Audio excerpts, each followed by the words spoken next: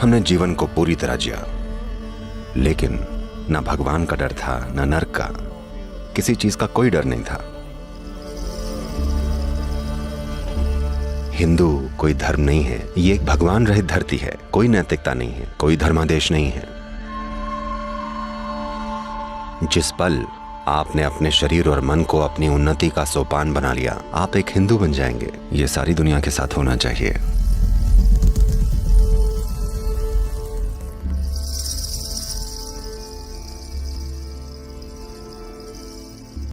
हिंदू एक भूमि है और धीरे धीरे समय के साथ हिंदू एक संस्कृति बन गई। हिंदू न कभी वाद था, न ही आज ये कोई वाद है। खैर, ये बात और है कि राजनीतिक परिस्थितियों और लोगों के बीच सत्ता की खींचातानी से लोग इसे अपने हिसाब से जैसे मर्जी तोड़ेंगे, मरोड़ेंगे। लेकिन हिंदू की पहचान भूमि से है। वो भूमि जो हिमालय और हिंदू सागर के बीच है, यानी कि हिंद महासागर के। इस पर्वत श्रृंखला और महासागर के बीच की ये भूमि हिंदू है। तो वो लोग जो यहां रहते थे वो अपने आप से हिंदू हो गए और इसीलिए इसे हिंदुस्तान कहा जाने लगा। हिंदुओं की भूमि। भूमि हिंदू थी तो लोग हिंदू हो गए। क्योंकि लोग हिंदू हो गए इसलिए राष्ट्र, वो सभी राष्ट्र जो उस समय इस क्षेत्र में थे, सामूहिक रूप से हिंदुस्तान बन गए। जैसे जब हम यूरोपियन कहते हैं तो ये फ्रेंच हो सकता है, ये इटालियन हो सकता है, ये स्पेनिश हो सकता है, या ये शायद अब यूक्रेन हो सकता है। हमें नहीं पता। और कौन यूरोपियन बन जाएगा? टर्की यूरोपियन बन रहा है। तो उसी तरह इतिहास में अलग अलग समय पर अलग अलग तरह के लोग, अलग अलग तरह के राज्य और साम्राज्य, सारे के सारे सभी हिंदुस्तान कहलाए जाने लगे। कोई संस्कृति किसी एक मान्यता या किसी एक शिक्षा का परिणाम नहीं होती, नहीं ये किसी एक किताब से निकल कर आती है। कई तरह की चीजें हुई। अगर भूगोल की दृष्टि से देखें, या जातीयता की, या भाषाओं की, या फिर संस्कृति की दृष्टि से, अनेक प्रकार की चीजें इस भूमि के हर छोर पर हुई हैं। इतने प्रकार की कि ये ज्यादातर लोगों की कल्पना से परे हैं। 19,000 से ज्यादा भाषाएं विकसित हुईं। 19,000 भाषाएं अकेले हिंदुस्तान में। इसका मतलब है कि इतनी ही तरह की संस्कृतियां थीं, इतनी ही तरह के लोग थे, विभिन्न चीजें थीं। एक कैलाइडोस्कोप था। चाहे आप इसे जैसे देखें, इसमें विविधता है। खगोल शास्त्र, आज सबके पास इंटेलेक्चुअल प्रॉपर्टी के अधिकार हैं। भारत ही एकलौता ऐसा देश है जिसके पास इंटेलेक्चुअल प्रॉपर्टी के अधिकार नहीं है। हर वो चीज जो भारतीय है या इस हिंदुस्तान की है, उसे चुरा कर सारी दुनिया में उपयोग किया गया है और हर कोई उसे अपना बता रहा है। क्योंकि उनके पास बारूद था, जो कि बहुत सारी ताकत होती है ना। हमें खगोल शास्त्र मिला, हमें गणित मिली। इस भूमि और इस संस्कृति के बिना इस दुनिया में गणित का अस्तित्व ना होता। अगर गणित ना होती तो विज्ञान ना होता। आज इतने सारे काम जो हम दुनिया में कर रहे हैं, तकनीक के संदर्भ में इतनी सारी चीजों का जो हम दुनिया में आनंद ले रहे हैं, वो सब ना होता अगर एक विकसित गणित ना होती, जो कि हमें हमारे प्रयास और खोज के रास्ते में मिली। क्योंकि हमारे मन में कोई निष्कर्ष नहीं थे, हमें कोई डर नहीं था, नहीं हमें कोई लालच या अपराध बोध भरा हुआ था। हमने जीवन को पूर्णता में जिया। लेकिन भगवान का कोई डर नहीं था, नरक का कोई डर नहीं था, ना ही किसी और चीज का डर था। क्योंकि हमने देखा कि सबसे महत्वपूर्ण चीज है खोजना, जानना। तो खगोल विज्ञान, गणित, संगीत, वैसे तो कई तरह के संगीत हैं, पर अगर आप ध्यान दें तो आप देखेंगे कि जो शास्त्रीय संगीत इस धरती से उभर कर आया है, उसके आधार की जटिलता की तुलना में उसके जैसा दूसरा और कुछ नहीं है। ये मेरी राय नहीं है, दुनिया के महानतम म्यूजिशियंस ऐसा कहेंगे। जब आधार इतना जटिल हो तब इस पर आप कुछ भी बना सकते हैं, इसकी कोई सीमा नहीं है। अगर आपके पास आधार उतना उन्नत नहीं है तो आप जो भी बनाएंगे वो न्यूनतम होगा। आप न्यूनतम का ही निर्माण कर सकते हैं। तो गणित की एक बहुत ही उन्नत समझ है, उसके कई पहलुओं की समझ है, खासतौर से ज्योमेट्री की और खगोल विज्ञान की। ये वो संस्कृति है जिसने 6 से 7 हजार साल पहले ही ये स्पष्ट रूप से बता दिया था कि पृथ्वी गोल है और यह ग्रह सूर्य की परिक्रमा कर रहा है। हमने माना नहीं कि पृथ्वी ब्रह्मांड का केंद्र है। ये समझ हम में इसलिए नहीं आई कि ये देश वैज्ञानिकों से भरा हुआ था। ये समझ हम में इसलिए आई क्योंकि हम खोजी थे। अगर आप वाकई सच में विज्ञान में रुचि लेते हैं तो आप जरूर एक खोजी होंगे। आप किसी चीज को मानने वाले बनकर वैज्ञानिक नहीं हो सकते, ये संभव ही नहीं है। क्योंकि मानना मतलब आपने उन चीजों के बारे में निष्कर्ष बना रखे हैं जिनका आपको कोई अंदाजा नहीं है। हमें मैथमेटिक्स मिला, संगीत मिला, खगोल विज्ञान मिला, रहस्यवाद मिला, कई जादुई और रहस्यमयी चीजें मिली, पर हम फिर भी खोजते रहे क्योंकि हमारा खोजना इसके या उसके बारे में नहीं था जो हम समझते थे कि हमारे लिए उपयोगी है, बल्कि हम उस सत्य को खोजना चाहते थे जो हमारे अस्तित्व का आधार है, इसकी प्रकृति को, कि ये क्या है। इस खोज में हम खोजते ही खोजते चले गए। जैसे जैसे हमारा प्रयास और खोज और ये बोध गहरा हुआ और जैसे ही ये बहुत गहन हुआ तो हमें मिली शून्यता। जब हमें शून्यता मिली तो हमने कहा शिव। तब हमने पाया कि हर चीज का आधार यही शून्यता है। इस ब्रह्मांड का सबसे बड़ा चमत्कार यह है कि हर चीज शून्यता से आती है और वापस शून्यता में चली जाती है। बाकी सब कुछ जिसे आप मैं या आप कहते हैं, जिसे आप ये पृथ्वी कहते हैं, जिसे आप ये सौर मंडल कहते हैं, जिसे आप ये ब्रह्मांड या ये जगत या ये तारामंडल कहते हैं, ये सब बस अभिव्यक्तियां हैं। लेकिन हमें इन अभिव्यक्तियों में दिलचस्पी नहीं थी। हम इन रूपों का आनंद लेते हैं, इनका सम्मान करते हैं, पर हमारी दिलचस्पी ये जानने में है कि इन सब के स्रोत की प्रकृति क्या है। और हमने ये जाना कि स्रोत कोई चीज नहीं है, बल्कि ये शून्यता है। और ये किसी एक जगह पर नहीं है, बल्कि हर जगह है। तो हमने कहा शिव, जिसका मतलब है वो जो नहीं है। पर लोग इसे समझ नहीं पाए। वो एक रूप को ढूंढ रहे थे। तब उन लोगों ने जो बहुत गहन खोज में शामिल थे और जिन्होंने इन रूपों और उनकी प्रकृति को जान लिया था, क्योंकि उन्होंने उसे जान लिया था जो नहीं है, तो हमने उन्हें भी शिव कहा। तो आज जिन शिव की आप चर्चा करते हैं, जिन्हें इस धरती पर पूजा जाता है, उन्हें पूजा की जरूरत नहीं है, क्योंकि वो बिना किसी रुचि के बैठे हैं।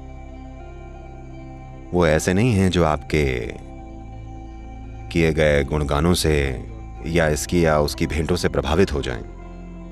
वो बस ऐसे ही बिना रुचि के बैठे हैं। यही कारण है कि उनका और ज्यादा उचित वर्णन होगा आदि योगी।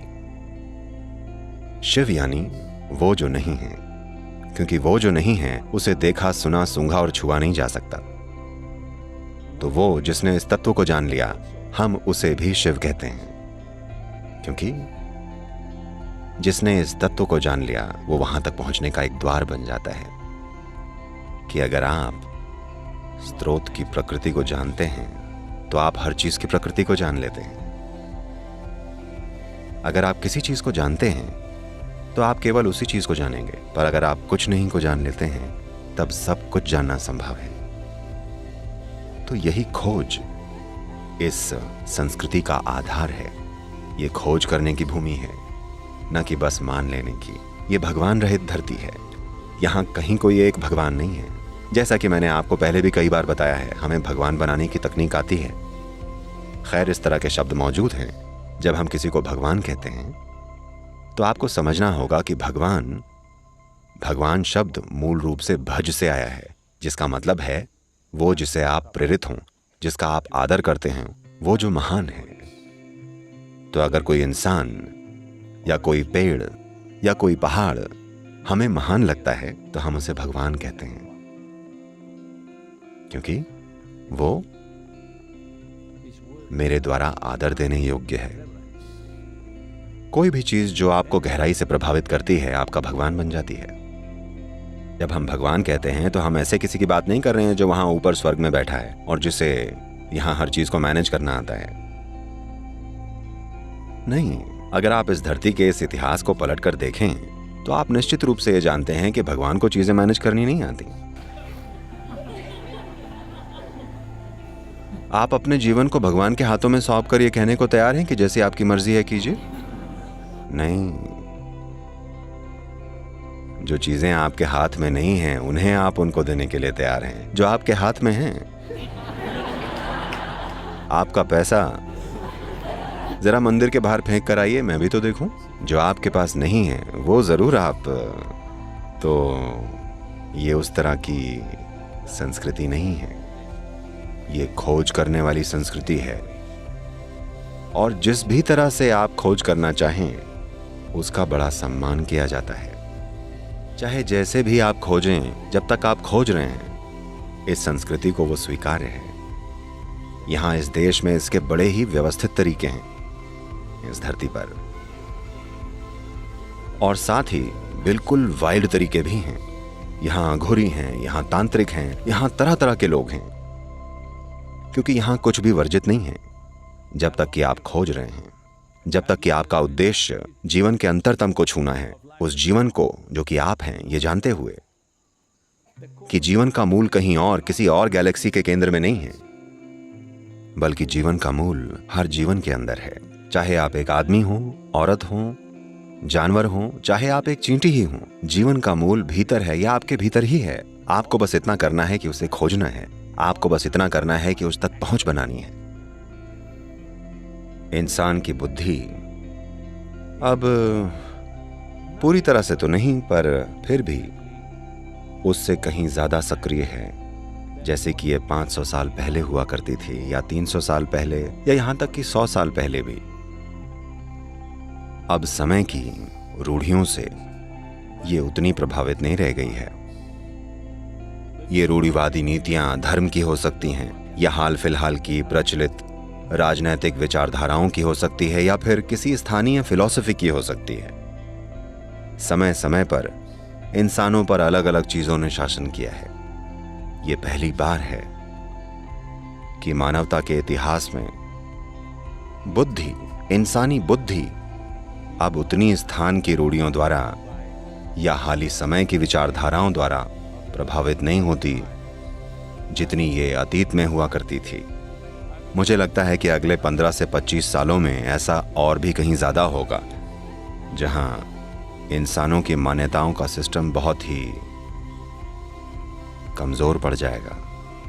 लोग केवल उस हद तक विश्वास करेंगे जितना जरूरी है। अभी से ऐसा हो रहा है। हेलो, केवल उस हद तक जितना जरूरी है, बाकी सब आपके हाथ में है। आप किसी पर विश्वास नहीं करते। मैं इसको बढ़ावा नहीं दे रहा हूं, पर यह एक अच्छी शुरुआत है कि आप ये समझते हैं, कहीं ना कहीं आप ये समझते हैं कि जब तक मैं इस जीवन को अच्छे से नहीं संभालूंगा ये काम नहीं करेगा। इसका मतलब है कि आप समझते हैं कि मेरा जीवन मेरा कर्म है। आप हिंदू बन रहे हैं। आपको ये समझना चाहिए कि हिंदू कोई वाद नहीं है, हिंदू कोई धर्म नहीं है, हिंदू जीने का कोई एक विशेष तरीका नहीं है जैसा कि लोग बताने की कोशिश कर रहे हैं। हिंदू एक भूमि है। भूमि की वजह से लोग हिंदू हो गए, लोगों की वजह से सभ्यता हिंदू बन गई, और सभ्यता की वजह से ये देश हिंदुस्तान बन गया। अगर इंसान की बुद्धि को डर के प्रभाव से मुक्त कर दिया जाए, अपराध बोध के प्रभाव से मुक्त कर दिया जाए, या हद से ज्यादा लालच के प्रभाव से मुक्त कर दिया जाए, तब आप एक हिंदू बन जाएंगे। इसको सनातन धर्म बोला जाता है। सनातन शब्द का अर्थ है शाश्वत। धर्म का मतलब रिलीजन नहीं, धर्म मतलब नियम। तो शाश्वत नियम, शाश्वत नियम क्या है? देखिए, यहां बैठे हुए आप और मैं अलग अलग हैं। खैर, मुझे या तो वो दफना देंगे या जला देंगे, आपसे बहुत पहले। आप सब मुझसे बहुत छोटे हैं, लेकिन अगर 100 साल बाद भी उन्होंने आपको जलाया तो आप भी वही बन जाएंगे जो मैं बन चुका हूँ। हाल के इतिहास में इस धरती को भयानक रूप से तबाह किया गया, जैसा किसी के साथ नहीं हुआ।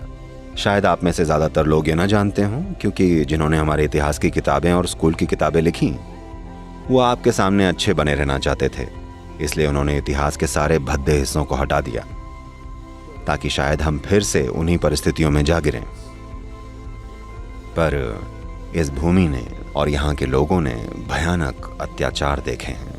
अत्याचार जो आमतौर पर दुनिया में की जाने वाली ऐसी तमाम बातों से कहीं ज्यादा गंभीर थे। दुनिया में जो हम सबसे गंभीर बातें करते हैं वो ये कि कैसे अफ्रीकियों को यूरोप वालों ने दबाया था, और कैसे एडोल्फ हिटलर ने दूसरे विश्व युद्ध के पहले के समय में वो सब जो किया था, और उत्तरी अमेरिका में मूल अमेरिकियों के साथ क्या कुछ हुआ था।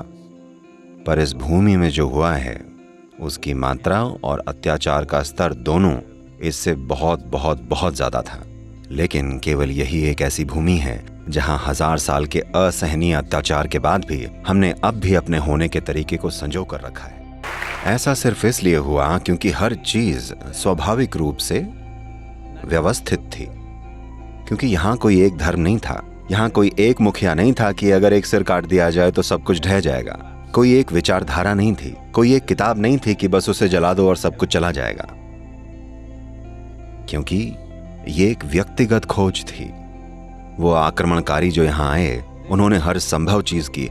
सारे नेताओं को मार दिया, धर्म गुरुओं को मारा, हजारों मंदिर तबाह कर दिए, लेकिन उन्हें यह नहीं पता चल पाया कि इसे कैसे मारें, क्योंकि ये हर किसी के दिल और दिमाग में बसा था। आप उसे नहीं मार सकते, तो चाहे कितने भी अत्याचार हुए हों उसके बावजूद भी ये जीवित रही।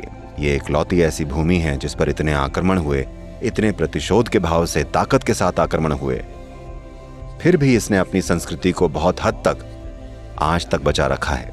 नुकसान हुए पर यह बची रही, क्योंकि ये संस्कृति ऐसी संस्कृति नहीं है जो व्यवस्थित है। ये एक तरह की व्यवस्थित अव्यवस्था है, सोची समझी अव्यवस्था है। क्योंकि आप अव्यवस्था को नष्ट नहीं कर सकते, आप एक सिस्टम को नष्ट कर सकते हैं। तो चाहे उन्होंने जो भी किया ये जीवित रही। कई सारे लोग दुनिया भर में आज किताबें लिख रहे हैं। कई अमेरिकी और यूरोपीय लेखक हैं, वो अचंभित हैं कैसे ये संस्कृति बची रह गई। आखिर ये बची कैसे रह गई, इसका आधार क्या है, इसकी नींव कहां पर है? कोई नींव नहीं है, इसीलिए ये बची रही। क्योंकि इसकी नींव हमारे विकास में है, इसकी नींव हमारे अस्तित्व की प्रकृति में है। नींव उसमें नहीं है जो हमने इंसानों के तौर पर व्यवस्थित किया था। ये एक चर्च नहीं है, ये किसी तरह का एक संगठन नहीं है, यहाँ कोई एक नेता नहीं है कि अगर आपने उसको मार दिया तो सब कुछ ढह जाएगा। जो मर्जी आए कीजिए, आपको ये भी नहीं पता कि ये है कहाँ, पर ये है। तो अगर हम ये एक चीज करें कि वो डर से मुक्त हों, वो अपराध बोध से मुक्त हों, वो लालच से मुक्त हों, तो आप देखेंगे कि सनातन धर्म सारी दुनिया में अंकुरित होगा। ये बात आपको समझनी पड़ेगी कि सनातन धर्म का मतलब ये नहीं है कि वो सब आपके मंत्र जपेंगे या सब लोग ऐसा करेंगे, नहीं, वो सब खोज करेंगे। बस इतना ही मायने रखता है, वो चाहे जैसे खोजें, उससे हमें मतलब नहीं है, जब तक कि वो अपनी शाश्वत प्रकृति खोज रहे हैं, जब तक कि वो अपनी परम संभावना को खोज रहे हैं। हम उन्हें कहते हैं सनातनी, क्योंकि सनातन मतलब लोगों का कोई एक विशेष ग्रुप नहीं है। सनातन मतलब शाश्वत प्रकृति।